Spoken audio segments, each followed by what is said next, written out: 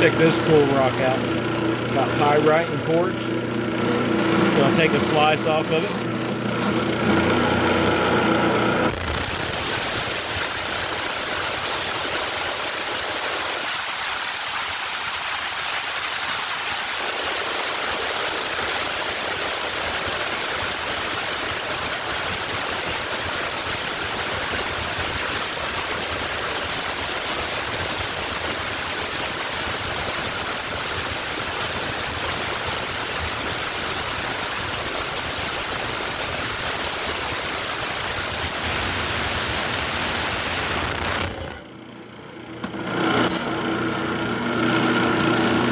Got a really nice pattern on it.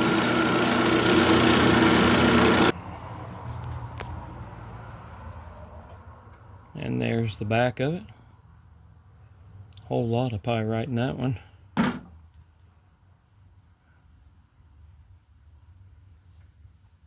And then this piece right here. Leave a comment below which one you like the best.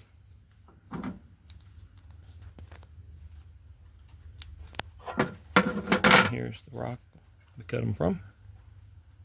Has a fracture right in there, so a lot of that keeps crumbling.